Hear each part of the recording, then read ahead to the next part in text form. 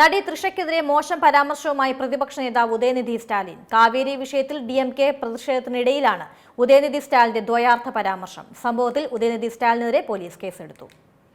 കാവേരി വിഷയത്തിൽ മുഖ്യമന്ത്രി ഒന്നും മിണ്ടുന്നില്ലെന്നും അദ്ദേഹത്തിന്റെ ആകെയുള്ള ജോലി DMKക്കെതിരെ കള്ളക്കേസ് എടുക്കുന്നതാണെന്നും ഉദയനിധി പറഞ്ഞു. ഈ സമയം പ്രവർത്തകർ തൃഷ എന്ന കൂട്ടത്തോടെ വിളിച്ചതോടെ പ്രസംഗം നിർത്തി ഉദയനിധി നടത്തിയ പരാമർശമാണ് വിവാദമായത്. സമൂഹ മാധ്യമങ്ങളിലും വലിയ വിമർശനമാണ് ഇതിനെതിരെ ഉയരുന്നത്. ദ്വയാർത്ഥ പ്രയോഗത്തിന് ഉദയനിധിയെ അറസ്റ്റ് ചെയ്യണമെന്നാണ് BJP ആവശ്യപ്പെട്ടത്.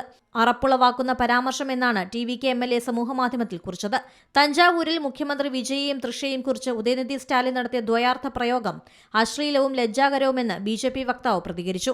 ദ്രാവിഡ മോഡൽ എന്ന് സ്വയം വിശേഷിപ്പിക്കുന്നവർ പരസ്യമായി ഇങ്ങനെ സംസാരിക്കുമ്പോൾ മുൻ മുഖ്യമന്ത്രി MK സ്റ്റാലിൻ കണ്ടു നിൽക്കുന്നു എന്നത് ലജ്ജാകരമെന്നും അദ്ദേഹം കൂട്ടിച്ചേർത്തു. National desk C Malayalam news.